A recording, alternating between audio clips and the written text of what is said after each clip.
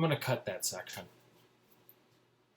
I wasn't originally going to do another video on the laptops for a while, but it just kind of ended up being that way due to bad weather and due to the basic fact that, well, I ended up finally finding a screen replacement. I found a 800 by 600 original NEC 9.4 inch active matrix panel, and it was only 20 bucks, so it was cheap. The price is right. It was new old stock, still had the plastic on it.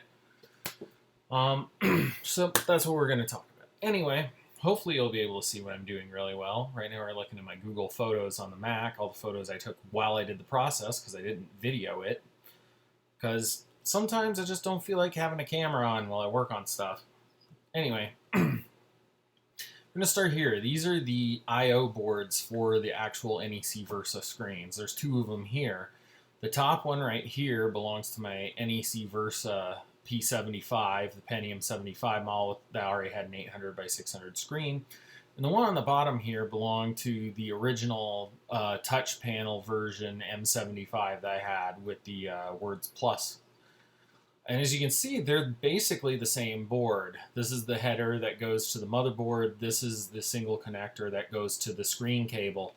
There are apparently two different screen cables. There's the one that my P75 has. It doesn't have the touch connector. And then there's the one that the M75 has that has all these pins over here for touch populated. So I might be figuring out the pinouts on these soon. And there are actually two versions of these boards, there was another version that has two connectors, and that's what my Ultralight Versa and I think my 40EC and my probably my Versa V has the same board. Anyway, let's get on the nitty-gritty. How I upgraded to 800 by 600 from a 640 by 480 panel on a laptop. As we look at these two boards, this is the 800 by 600, that's the 640 by 480. And I used method of deduction to figure out what the differences were. So I noticed already both had all three multiplexer chips, both had two SMD surface mount components here. But I noticed the difference was in this area. There's two resistors on the 800 by 600, and there's only one here, and then a pair of open pads. So let's get a closer look at that right under IA9. So right under IA9 here, this is the 640 by 480 panel board. There's two pads right here for a, if we zoom in, if I can possibly zoom in, maybe not on this one. Anyway, if we look at this right here, you can just barely make out, at least in the high resolution photo, that's a code 152 surface mount resistor, which is a 1.5 kilo ohm resistor.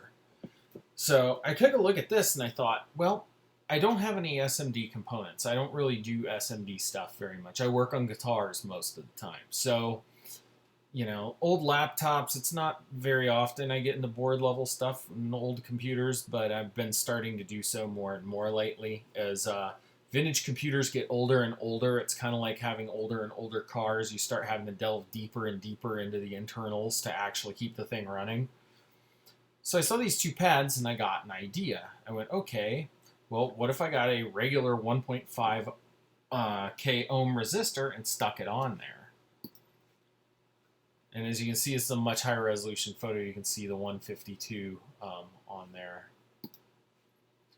So I took to digging through my spare parts bins. Right here's the back of a NL8060AC 640 by 480, the 09 panel that was originally in the current M75. And I could not for the life of me find a resistor. I eventually did find out this one right here is a 152, but I just didn't see it at the time when I was digging around. Plus, it would have been just a lot harder to solder that thing. It was already hard enough to get two resistors soldered in on there without having to use a pair of tweezers to do it.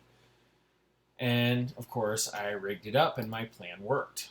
As we can see over here, what I did was I connected these two resistors right there to the two pads.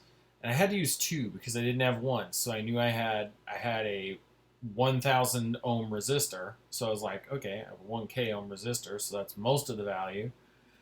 And I knew that resistors, you can add them up in series. So I went, okay, well, I went digging and digging for a 500K resistor. Now I could have maybe used a 500K pot, but then I remembered this is 10% tolerance. So this thing's most likely, gold band, it's most likely going to work even if I don't have the exact value. Well, I did find a 470 ohm resistor, and I put the two together and soldered them to those two pads. I also know components aren't always exactly right. You can see right here, I actually figured out these pins over here in this little grid are actually for the touch screen, the orange ones over here. Those might be a handy bit of information later. So you can see, because of my mod, I got the panel to come up. You can see it's very crisp, very bright, at least in this photo. Of course, it's always going to appear brighter on camera than it does in real life. And then right here we can see the panel number. As we can see, it's a NEC NL8060AC24-01. I'm starting to kind of decode how these panels work, much like I did the model numbers for the NEC Versa. So to find a panel for your NEC Versa laptop, at least if you're going to use an active matrix panel, the first digit's N for NEC, the second one is L for LCD. Now, the resolution is the first four digits, and it's only the first 2 or 3 digits of the resolution. If this was a 1024 by 768 panel, it would be a 10276 panel. This one's an 8060, so this is an 800 by 600. Most of the NEC Versa from the first generation, like I mess with, typically have a 640 by 480 panel. So this is an 8060, which is 800 by 600, A for active matrix, C for color, and then 24. I thought this meant the size, but this is actually, I don't know what this means. It says 24, maybe it's the color depth. It might be, because this is, 2048 total colors, I think maybe it has, or maybe 256, I don't know. I haven't figured out. If someone knows what those numbers mean, you can leave it in the comments. And then the last two, I believe to be the revision number, and this is a first revision panel. So we're going to zoom back out. As you can see, I got it up and running on the first try with those resistors. Now we'll look at how I tidied it up after I quickly show a closer view. You can see that side, that is the 470 and the 1000 ohm resistor doing their little job right there on the board. And now we can see I started adding heat shrink tubing around them because I wanted them to fold down, and I wanted to lessen the risk of this thing getting shocked apart, because a discussion on the computer forums that came up recently was about purity and originality, and one of the things is my computers are not laptop bag queens. They get out and they move around. They travel just as much as a modern laptop is, sometimes even more. I use these things. I use this thing on battery quite a bit, especially lately since it's finally got its screen installed. And then you can see I tidied up the job. This is inside the touch screen panel backing. I might even be able to show you some on my plastic work there, but I'm not 100% sure. Go close, you can see I put heat shrink tubing on there. I also put a piece of electrical tape underneath there to make sure that center bit wouldn't short. This is all soldered together, and this was really tricky to solder. So, yeah, it was probably one of the most precarious soldering jobs I ever carried out. Then as we look over here, here it is booting up for the first time with the screen and the actual panel. I wound up using the original non-touch screen cover for right now because I got a bunch of plastic work to do to the touch panel. We might go over that later. All these NEC first gen Versa with the active matrix screen, they have the same 3 wires right here for the colors and power and backlight on off and all that mess. Those are actually interchangeable between the 8060 and 6440 panels. It's just, you have to add that resistor for the 800 by 600. I don't think the 800 by 600 panel is compatible with the older 2 connector design board. As you can see, I did switch out the backlight and fine-tune the pots in the back of the panel later on because, as you can see, it's a little bit yellowed there. I found that when I swap the backlight, it looks nicer. Another thing about NEC panels, these old ones, sometimes they just have 1 CFL on the bottom, and sometimes they have 2, 1 at the top and 1 at the bottom. They're on the single CFL units. This is very easy to replace, especially on these later screens. It's just 1 screw, and the CFL just pulls right out, and then you just slide a new one right in, and It's easy as it's easier than changing a headlight on a car. Here you can see the completed screen all put together. You can see the little touch cable connector that's not being used right now. When this goes back in the touch screen, that's going back into commission. Another picture of the label. I also put my 40 EC back together with the original 6448 IC3006 panel. There's a close-up of that one's part number.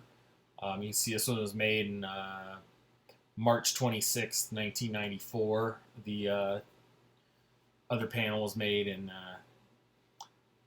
November, I think it was November 28th, 1994. So most of these panels have a year of 94 or 95, unless you have like one of the original 03 revisions. And I also updated my BIOS. Anyway, we'll go ahead and cut and take a look at the laptops and, see what's going on. And so here are the two screens that the M75 had, now with the 40 EC with its original screen back, and the 800 by 600 and the M75. And yeah, they both look pretty good together. You can kind of see the M75 panel is a little bit more yellow, a little bit more dim. I'm not sure why it's like that. It was a lot worse when I first got it, but I managed to change out the backlight. You can even kind of see that the backlight is down there. If you look and follow that, that's where the backlight is on the NEC Versa. Both screens are only a bottom-only backlight. The original NEC Ultralights had two backlights, one up here and one down there. And you can see I've got, stuff in camera. So that's pretty much how it resulted. Kind of wanted to get on here to promote some new video stuff too, just for a few minutes. I'm thinking about doing a new series. Ah, shoot. I shouldn't have done that. No, I don't want to create a directory. Bumping into my mouse. Yeah, but over here we got my 40 EC, and over here we have my M75. Both of them happy little old 486s with maxed out memory, running Windows 3.1 in this video at least. But I was thinking of a new video series called, I don't know, Do or Delete. My idea for this is basically that I was watching an LGR video not too long ago, and Clint was talking about Home of the Underdogs. A lot of us accrued like a ton of files off of there we never really played. I think the Internet Archive is like the modern day version of that. So I ended up with like a whole pile of files from the Home of the Underdogs days, and this massive pile of files of shareware and abandonware and shovelware from all over the internet back in the 2000s. I'm going to start going through it and deleting some stuff, because I just don't need to be hoarding, a ton of video games on these old things, especially when I only play 4 or 5. I mean, lately I've been mainly playing Hoyle card games for DOS, a little bit of Ultima 6, some Monkey Island here and there. Last night I went on a bit of a Leisure Suit Larry campaign on my Tandy 1000, and I'll do a video of that one eventually. But yeah, that's what's coming in the future. Now all the Versas are up, and they're going to be showing up.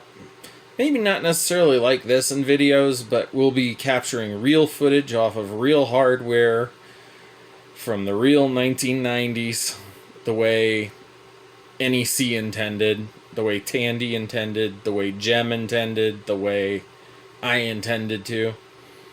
Because I can hook up a VGA capture device to that little monster, and I can totally, give you some nice quality 640 by 480 or 320 by 200 resolution graphics. Anyway, if you like what you see, you know what to do. CreepyNet signing out.